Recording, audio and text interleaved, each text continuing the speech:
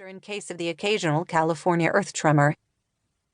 Then, with the swift efficiency of someone who had dealt with minor wounds, his own and others, he found a clean towel and staunched the flow. Going into the tiny bathroom, he washed the site and used superglue to close the gash. The cut wasn't deep. It would hold. He tied on his running shoes and stepped outside into the short, bent, wet grass that covered his acreage. The rosemary hedge that grew at the edge of his front porch released its woody scent. The newly washed sunlight had burned away the fog, and Adam started running uphill toward town, determined to get breakfast, then come home to bed. Now that the sculpture was done and the storm had passed, he needed the bliss of oblivion, the moments of peace sleep could give him. Yet every year as the Ides of March and the anniversary of his failure approached, nightmares tracked through his sleep and followed him into the light. They were never the same, but always a variation on a theme. He had failed, and in 2 separate incidents, people had died. The route was all uphill. Nevertheless, each step was swift and precise. The sodden grasses bent beneath his running shoes. He never slipped. A man could die from a single slip. He'd always known that, but now, 5 years later, he knew it in ways he could never forget. As he ran, he shed the weariness of a long night of cutting, grinding, hammering, polishing. He reached the asphalt and he lengthened his stride, increased his pace. He ran past the cemetery where a woman knelt to take a chalk etching of a crumbling headstone, past the Gothic museum run by local historian Freya Goodnight. The Gothic general store stood on the outside of the lowest curve of the road. Today the parking lot was empty. The rockers were unoccupied, and the store's 16-year-old clerk lounged in the open door. "How you doing, Mr. Ramsdell?" she called. He lifted his hand. "Hi, Tamerlane." She giggled.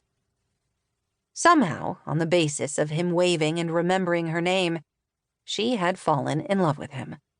He reminded himself that the dearth of male teens in the area left him little competition, but he could feel her watching him as he ran past the tiny hair salon, where Daphne was cutting a local rancher's hair in the outdoor barber chair. His body urged him to slow to a walk, but he deliberately pushed himself.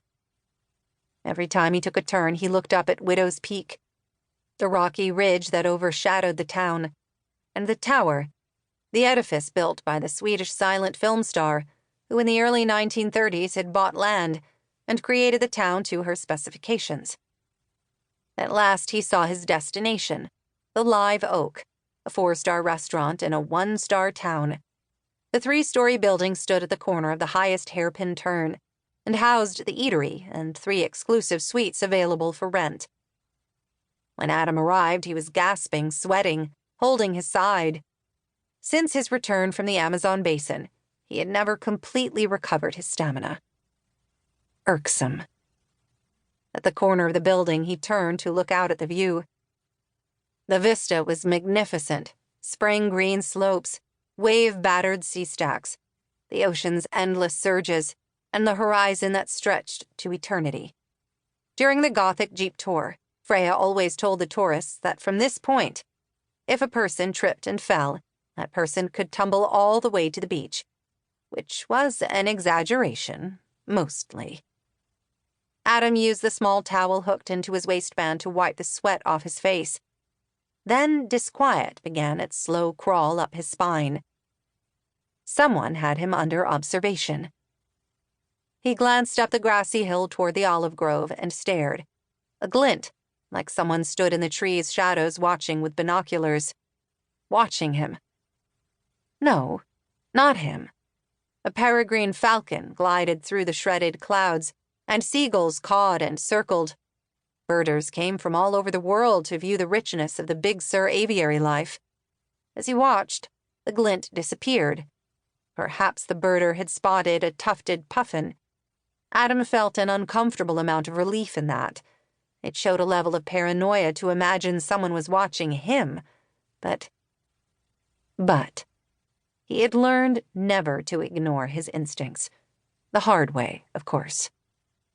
He stepped into the restaurant doorway, and from across the restaurant he heard the loud snap of the continental waiter's fingers.